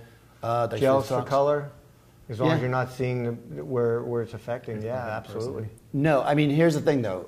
Color backgrounds will use gels instead of. Okay, that's a good question because I will say this. We often, and I almost feel bad that we do this so much because Seth does it too, so I say we, and all the Adorama stuff, we're always showing people how to make the background a different color. Mm-hmm. But if you know you need a colored background for a job, just buy that color. Get the color, In yeah, fact, what you should absolutely. do is both. Like if I'm going to make a red background, I will buy a roll of red paper and I will red gel the background. You will? That's how you get a good red background. You don't just gel it unless you have to. That's in my opinion. That's just not what I do. I would go with a red paper. Yeah, red paper plus, try it if you haven't done it. Gel the background too. I'm gonna try that. That actually sounds interesting. Yeah, because you get this really deep saturation.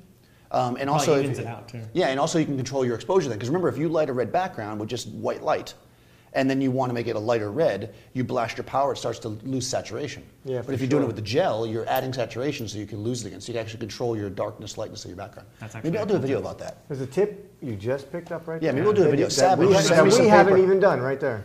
Yeah, it's just something that we do. I actually learned that from hot lights. I do that a lot with hot lights. Because hot lights, it's harder to get the background and change color because you're not covering as much of it. Right.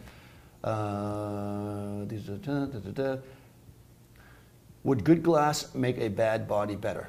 A good glass of A good line. wine? Yeah, I was gonna say this makes a. Never mind that kind of body though. Yeah, I'm married. I can't talk that way. It depends on what you mean by a bad body. Does the body have crappy autofocus? Probably the lens isn't going to help. Does the body have noise? The lens isn't going to help. I mean, Yeah. right? I mean, the lens is. If you're has a using different- I don't know what's the cheap Canon that everyone Like the gets, the Rebels? Rebel, Yeah. and you put an L glass on it, it'll still look fine. Yeah, you definitely can do that. It would look amazing. Yeah, it would look better than a shitty lens. That's for damn sure. Yeah. I mean, Yeah. Your the other best things- bet to invest in is always going to be glass. Yeah, Yes. Because the Lighting. bodies are going to come and go every other year. Exactly, Your invest glass in is lighting. going to be, and like I just was telling Mike, I just sent all my stuff into Nikon. I do it once a year just to get everything cleaned, updated, recalibrated, all that stuff. And the lenses are the same lenses I've been using for 20 years. And they just redo it, new rubbers, which is a Nikon problem, but put new rubber on them. I've never had to replace the rubber on my Canon lenses. Yeah, sorry. It's a Nikon thing. I don't know Well, why. Nikon uses the organic glue. Is that what it is? Yeah. It's terrible. I say bolt the sucker on, man. I don't care. But, what I'm saying is I haven't bought the new lenses. I just keep getting those Because they're good lenses. redone, and it's amazing. They bring It them is back true. into calibration. It's stunning. They're It is true, perfect and I every think time. we had this conversation a lot. But to me, I think, and nobody does it this way. But if I could give advice of how to spend money, lighting, lenses, body. Because if you have a best lens in the world and you have shitty lighting, you're not You're going to go with lighting. I would put lighting before anything else. I think I would agree with him. Yeah, better lighting, or at least different types of lighting, or whatever how you want to say it. Says the guy from Broncolor. I mean, Yeah. yeah. Yeah, because like if my gear That's broke, what I I could did. probably walk into Walmart and get like a cheap kit, and if I had still had my lighting, I could do my job for my clients and know that it's going to be. They won't know the shortcomings. For me, the other the benefits of the pro stuff is going to be like the conveniences that I get. Interesting. Boy, Well, anyway, that kind of Angel blows should be- everybody of their. Yeah, well, most people buy the camera first, and then they realize that lenses are more important, so they do that. It's like people that are filmmakers who don't buy any good audio equipment to start with. But even that, right, they finally realize that, but then they still don't buy lighting. And look at how many shitty films there are because the lighting is terrible. Because the thing is that like lighting is what people are looking at, you know? So to me, like you need good lighting. I mean, you can shoot with natural light if you're that kind of photographer, but if you want to be a commercial photographer, I think that your investment in lighting is important. You almost will never do it first, though, but I think it's more important than the camera by far. Percentage of final photos shot in camera. Again, that depends on the client and what you're doing. Yeah, sometimes I shoot a lot because I'm trying, kind of what you're talking about, the music. Sometimes I shoot a lot of pictures just to get the model to do stuff, Yeah, and I'm not really sometimes trying to get a good picture. get Sometimes I loosened literally up. sit down. Like I did something today, a video today, and literally we set up and I'm like, all right, we're going to do this, and I told the model, and I'm like, all right, let me just check the lighting. And the first frame is the one he will absolutely use. It was the perfect shot, done right out of camera. He could have walked away. We were Yeah. making a video, so of course we shot him on more pictures, but yeah, because it was that kind of shot. Other times you're going to need to shoot a bunch of pictures to get a good one, like somebody jumping, things splashing, inexperienced people. That right there, that's for me. Yeah. Like most of my people, they're doing it for the first time. So I like the strobes question. What do you think of that? What with strobes at your disposal? Do you opt for speedlights instead? Only when I'm making a In the video about studio. speedlights. what was that? Only when I'm making a video about speedlights. Yeah, in the studio. Nope. Probably not. No. Or if I couldn't fit the strobe somewhere, I guess. That. If you can't fit it. Yeah, you want to shove it But somewhere. if we're using a strobe for Well, that thing I just did gonna up in be the strobes Catskills, always. I was in a bathroom where you were not going to get strobes and stands in there. Right. I had a bunch of speedlights sitting around Yep. everywhere. Yep, it's a size thing. If It's- you can't put the power in, then you gotta use what you gotta use. No, it's true. Like I'm when- not Joe McNally. I know. Well, no. I well, know the thing he is- can do it, but well, I don't do but it. even Joe does it. Like when we did the alien in the diner thing. Like Oh, we yeah. put speedlights under the tables, and we Oh, so we yeah. gaffer taped them But on that's- there. that's like you weren't going to amazing. do that with strobes, so that's No. what we used it for. Right. Yeah. Yeah. I've They used have a both great- together too. I've used my strobes and speedlights. Always, yeah, I have for no those problem fill with that. situations. Yeah. Although I do find that even at a daylight balance, they're not the same. No. Yeah, no. Speedlights are usually cooler. Yeah. Yes. Yeah. Yes. You gotta do a little color meter and figure out what you gotta put on there. What about photography brings you the most joy? Well, for me in particular, my clients, the sessions that I do in a pinup boudoir situation, there's a lot about that's body positivity for them. Mm-hmm. A lot of them, when they do their sessions, they leave like on a high. They actually feel better about themselves. I've actually had They do look amazing though. so clients' they are pretty husbands happy. after the fact come to like an event we might have or some things we do socially, and the husbands will say, "Oh my God, thank you so much for what you do, because I've always told her she's beautiful, but she doesn't believe me." And they get empowered and they get something else out of it. In fact, I would probably say what I do, my clients, it's 45% about the actual photos and 55% about the experience. So it's a feel good for me, and I like that. I like that they can, free themselves of those stereotypes that they've had their whole lives. Like they don't look like they're from Sports Illustrated, but they can look damn good and have a lot Oh, of people damn good, yeah. comment. I've been favorably about on what Michael's they're- sets, and the people are amazing. Yeah, and there's an energy. There's an Energy, absolute up- super up sweetheart, energy. super Yep. awesome energy that a So lot I- of times on a commercial set we don't get that. Yeah. Oh yeah. We don't yeah. get that. I get people that are happy. about what's We get that. Oh, this is my job. They're not. That's true. I wouldn't Well, say I'll tell that you what, just everyone's this past week, I bad, had two but- twins come in. It was their birthday, and when it's their birthday, I get birthday cakes. And like Aw. you would have thought I gave them like an actual gift or something. You did. They were so excited Yeah. by these cakes. Yeah.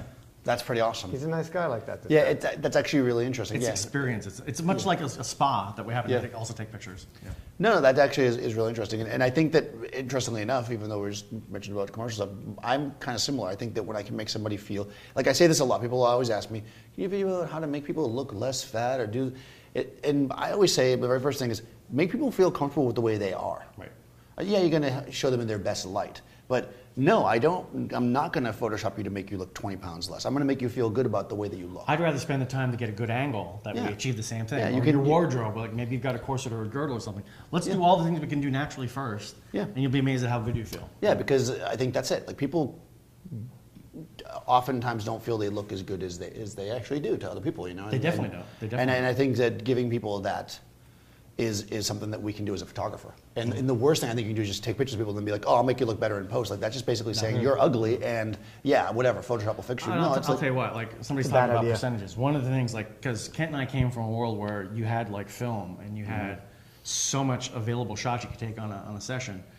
I still strive to get it right in the camera because I don't really like doing. I don't like spending my life doing editing. Okay, I will try and deliver as good a photo as I can immediately. And one of the things that gives me the most pleasure is when my clients take their raw photos and will share them, and they can actually share them proudly, unedited, and the response that they get from that is phenomenal because I think we're very desensitized to how much, photo trickery there is. Yeah, I agree, and I actually think it's bad. I mean, I'm not anti-retouching, but I also feel like you as a photographer can.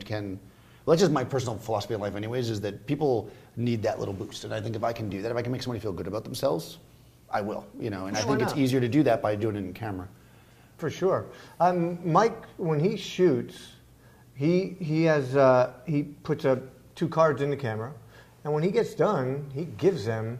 Oh, this is like a horrifying thing to most photographers. Yeah, my clients He walk literally out with gives their them photos. one of the cards with all the files on it. Nice. Now, I would never, but he does. See, here's the thing. That's a business decision. Remember when we were doing weddings, how many times we heard horror stories about people that had their wedding shot, and you heard about, like, it took 6 months till we even saw our photos, or a year Yeah, till we saw nowadays photos. that's not the way it is. And in my world, in the pinup boudoir camp, the time lag is an issue, and there's people that like wait forever for these things. Well, sure, and they're excited about them. And If I can tell them that they can go home with them, they know they're not going to have to like fight me to get what they paid me for. Yep. They get them.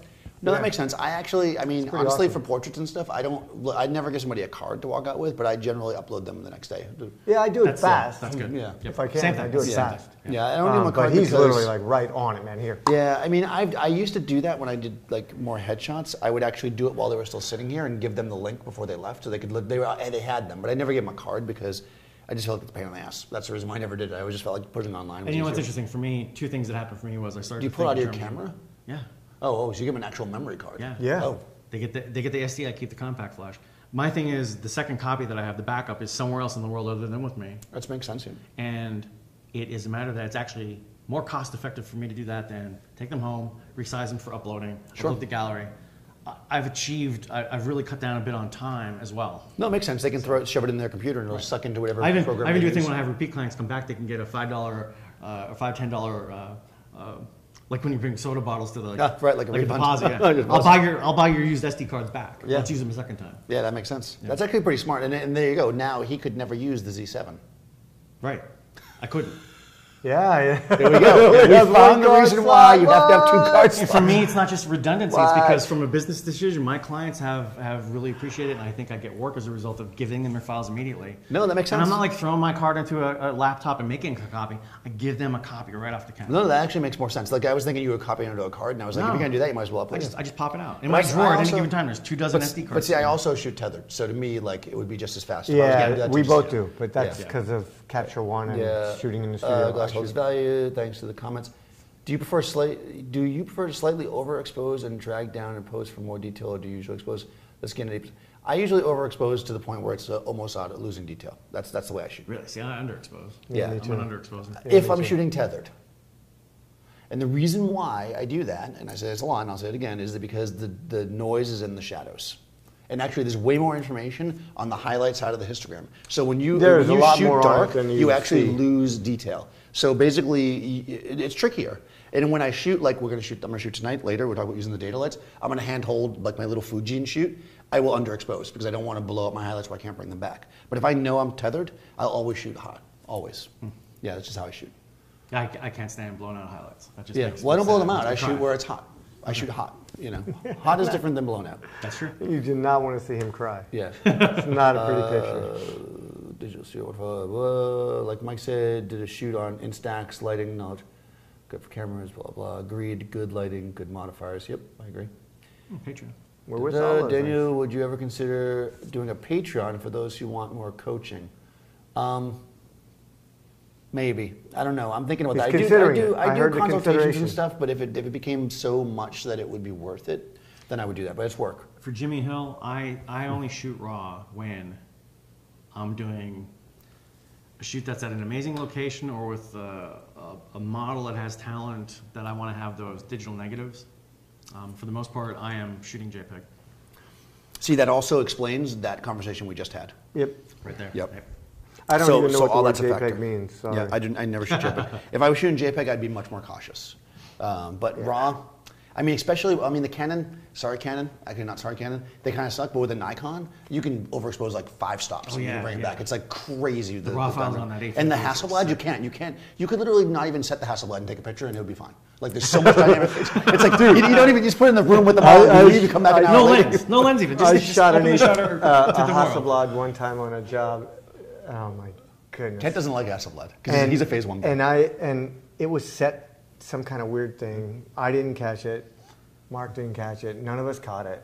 And the pictures were all but black because we had just adjusted everything on to capture one, or not even capture, focus. It was focus. Yeah. Oh, you they. And I had no idea that I was underexposing by so much, and what a mess. Yeah, what a hot mess they were. Yeah, obviously, underexposing is way worse than overexposing, though, as far as that's concerned. Unless you're shooting a monochrome Leica. Yes. And then don't overexpose, because ain't nothing there. White. White. When shooting Capture Gonzville. One, backing up to another device, I do not back up to another device now. I do back up to another device. I back up frequently throughout the day, but I don't shoot, I don't back up to another device while I'm shooting. While shooting? No. Huh? No, not while shooting. No. I mean- you can do that, and I actually showed in my photo tips hacks video I did for Adorama, I show how you can do that if you want. Basically how to do a hot folder so you can copy it as you're shooting. Yeah. But I don't do it, I just show you how to do it. ChronoSync. That's it. Oh yeah, but you can just do it with a Mac, it just does it. You make a hot folder and just copies it into the other. As you're shooting? Yeah, and you can actually Live? do it so that, because you set your capture folder as the hot folder, and then you can set it to copy the RAW, or just copy the JPEG, or copy the both, or whatever.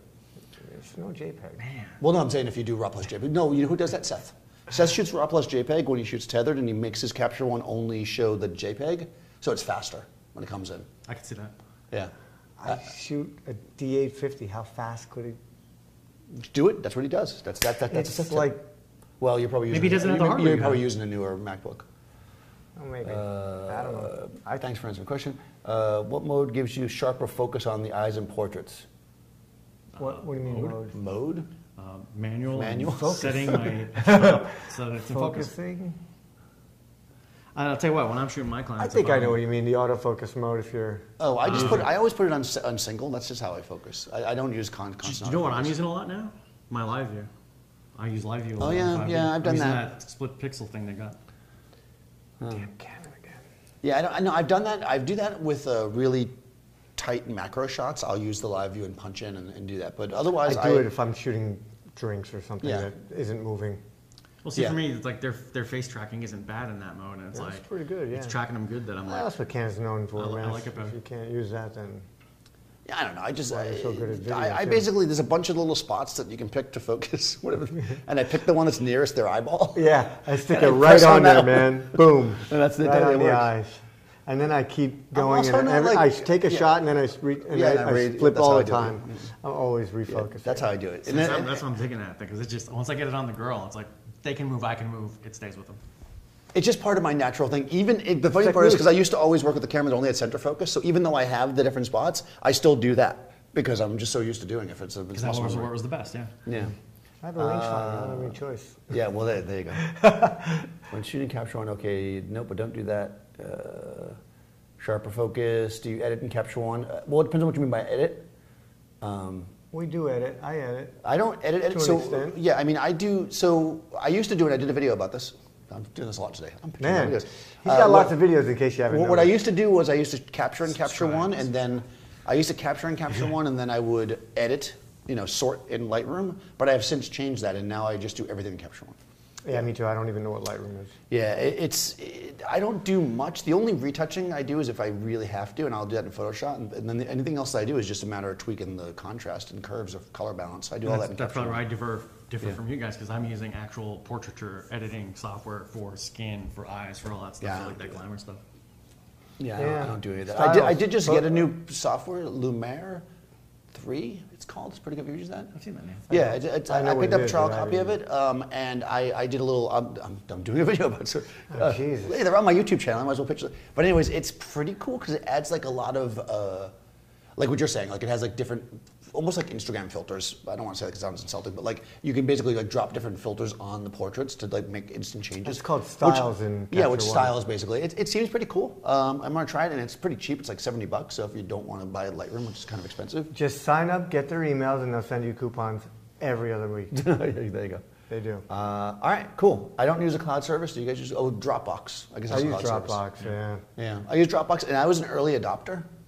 So it used to be when Dropbox first came out that if somebody signed up from Dropbox because you sent them a link, you got like extra space. Right. So I have like a ton of space Yeah. with my free account I because do of too. that. Yeah. Every model I sent, although I I've shared it. Yeah. outdated that by Yeah. 3 times now. Oh, So. because you keep filling it? Yeah. Oh, I just empty mine out. What I do is I don't empty anything out ever I just on use it for anything keynote. ever. See, what I do is, so this is how I do it. I export I export out of Capture see my One. house. I export out of Capture One in JPEGs. I drop them in there with the date of the shoot and the model's name. Yep. I send them the link and I say in 2 weeks this is going to be gone.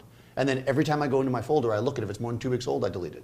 I have everything there since 2006. No, mine's pretty much empty. Yeah. These guys And- use color cards. And I have, oh yeah, we use color cards. And I have about 110 hard drives at home filled with. you shoot mostly on a tripod with the Hasselblad. Will you ever hand hold? Yes, I do. Any chance of motion blur? Sure, of course. Yeah, of course. I do hand hold. I just don't hand hold if I'm. See, the thing is, when I'm doing the battery's going down this thing. When I'm doing a shoot, like especially for a video, which is what you guys mostly see, like I'm doing like I consider like a commercial project. Like I'm showing you something, so I try to be on a tripod because I want to be able to repeat it. When I'm shooting personal stuff, I shoot off a tripod, and yeah, I mean, the big megapixels is going to increase chance of motion blur. Yes, any medium format camera is going to do that. Even the 850. Yeah, even the 850. Yeah. Or the, what's the Canon 50 megapixel? I'm sure that's the same. Canon 5DS. something whatever. Yeah, I'm sure my that's- my Canon's only like 21, 22 or something. Somebody corrected me before about what it was. I don't know. I have the 1D. 1DX Mark II. He Whatever. doesn't know. See, we gave up anymore. It's like, whatever. The day that somebody asks me I need a certain number of megapixels, I will check and then I'll rent the right camera. Yeah. Do you ever test color charts? Or just gray cards? Yes, on real jobs I do. Like meaning like a commercial job where I had diaphragm match, I photographed the color card. How to make skin look amazing. I still even have a color meter. Yeah, I don't use a color meter anymore, although I probably should. I do if I'm doing something Color really color critical, and I actually test the lights You test the lights, that's what it's for, yeah. and make sure they're all balanced to whatever it is I need to know. And see, that's it. I think people use color meters wrong that I've encountered a lot. I mean, I shouldn't say it, but like they'll literally go to their set and like use a color meter like a light meter and then change the white balance on their camera. You're supposed to meter every light and then make them the same. That's the real way to use it so that it's correct. Then fix the camera. And you'll find that there's a variation even That's where in, color even correct in strobes everything. are so critical or Yeah, so good. But even the modifiers will change it. Yeah. Do I retouch skin? Okay, so there was a tip. How do you shoot? How do you get skin to look better? Light it. I can say, and I mean, I'm not like, oh, here we go. I don't retouch hardly ever, and my skin looks freaking fantastic because I know how to light it. He you also know? has a lot of whiskers, so it's perfect do. all the time. But you need to know how to light if you want to make skin go good. I can tell you what, there's plenty of people that I've seen shoot the same models that I shoot, and they're retouched to death, and I know that because I look at how they lit them, and I'm like, yeah, you had to retouch her because I know what her skin's like, and you did this, and that's shitty for them. You should use the right light for the right person, and you won't have to retouch their skin. That's how I feel about Again, that. check his YouTube for the tutorial because what he's saying is truth and it's not common knowledge. Yeah. For Jimmy, what I use for retouching, for your glamour stuff, there's software called Portraiture. and I've used that. It's- Portrait Professional. It does Oh, well. yeah, I've seen that. Yeah. Just don't go overboard. Don't go. You can make people look stupid with that. Yeah, Like anything else that's restraint, back off. Use it lightly. Yeah. Yes, I do exactly that. I use CTBs, CTOs, the greens, the magentas. The good thing about a good color meter, which is going to run you some dough, so if you're going to get a color meter, you got to spend the money. A good color meter will tell you exactly how much to add and what to add. Oh, that's nice. Per light. That's nice.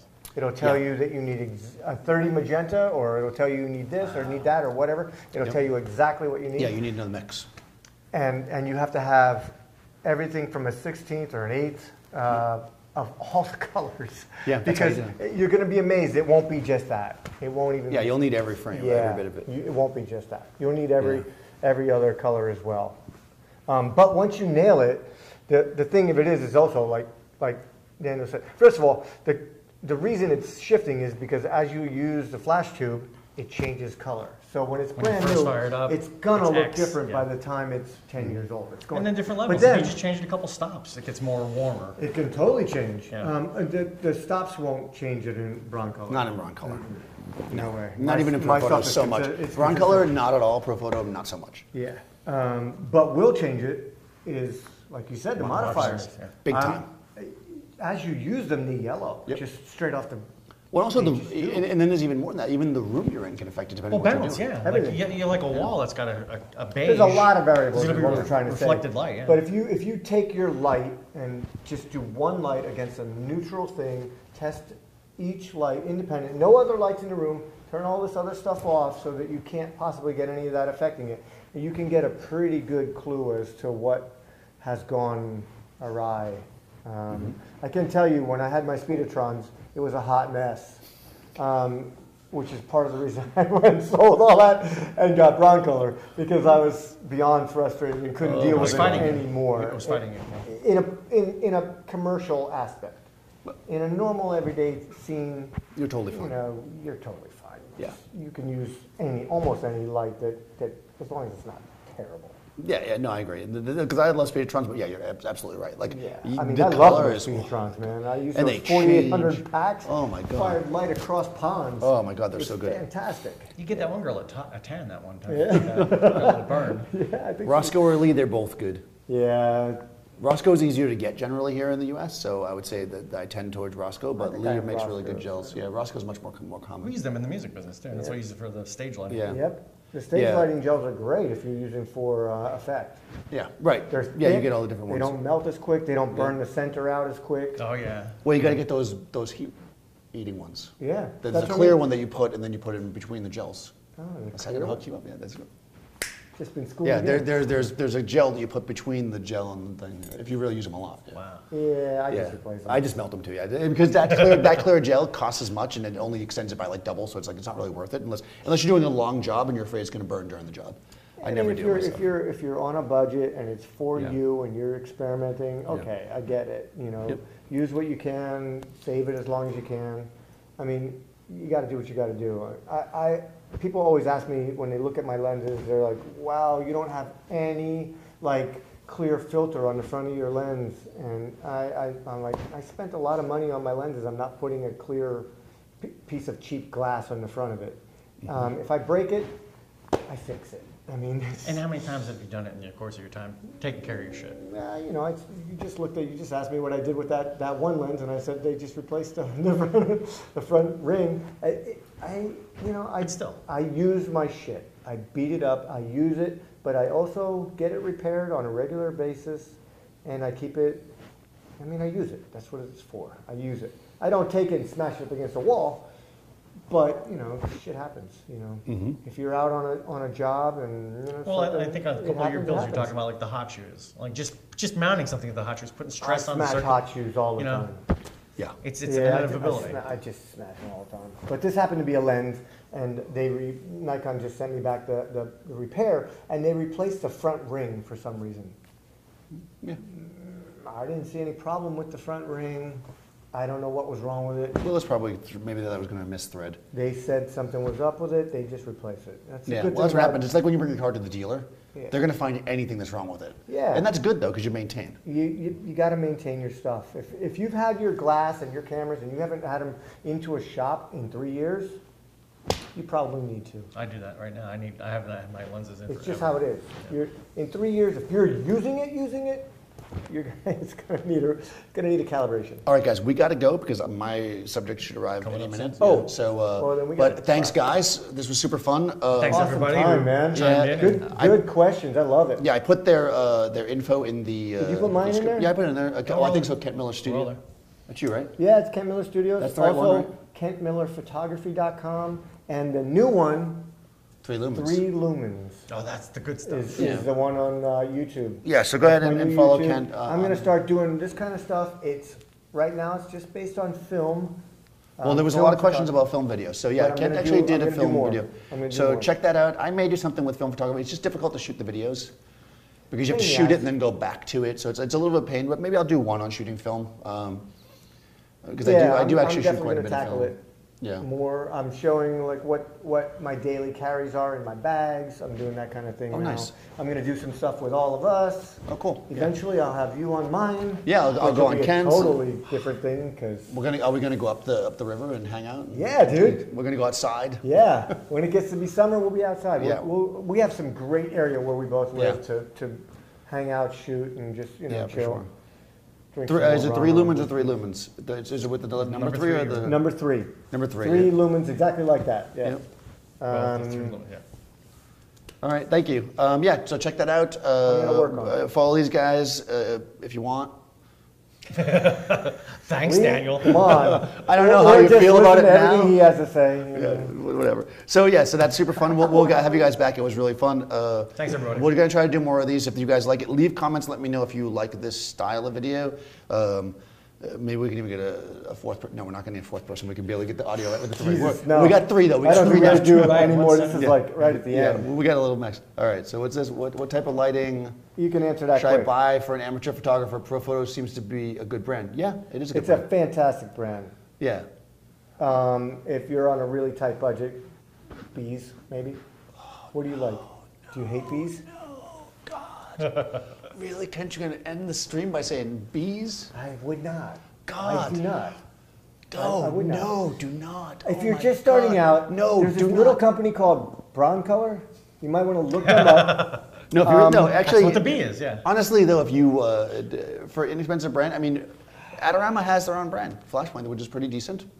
They're, Is it? they're basically the Go Docs lights people always talk about. They're okay. So I would say that's fine. But to me, if you can afford, because people always say if you're starting out, so it's okay, but if you're starting out and you have the budget, are you buying a 5D Mark V or whatever the fuck the new 5D is? Then you can probably afford to buy Pro Photos. If you're buying a Rebel and you don't have a budget, then buy inexpensive lights. Like it's the same thing. Like, I would still buy good stuff. It also depends on what your end goal is. You just got here. We can start watching at the beginning. Buy it if you're going to buy it once. Buy Yeah. it once. If you can, in any way, shape, or form, spend the money on the good stuff the first time, you won't ever have to do That's it right. again. And you can sell it and get As money we back. said, I went through 3 different brands before I got to Brown Yep. Color. Yep. If I'd have bought Brown Color the first time, I Yeah. wouldn't have had to pay for 3 other brands. Exactly. Yes. And I also So- used cheap lights before I went. I mean, we all do. It's just Yeah. how it works. I'm just saying, Yeah. if you can avoid it, you'll be ahead of us. But yeah, I would definitely do Flashpoint over Alien Bees. Flashpoint's awesome. Yeah, you'll get good customer service because it's Adorama, and what you also get with Alien Bees. But Alien Bees are the worst colored lights in the world, and I don't mean that they're pink and yellow and stuff. They have terrible. Not that consistency. color. Not the They're a plastic color. nightmare. All right, we got to go. Yes. He's got stuff happening. Okay. We got to sign out. You guys Peace got out, this. guys. Yeah. Okay. If you have comments, throw them in there. I'll check the stream. He can Yeah. check. He'll obviously check it. I can respond via that too. All right. Peace, guys. Thank you very much. Stop and complete.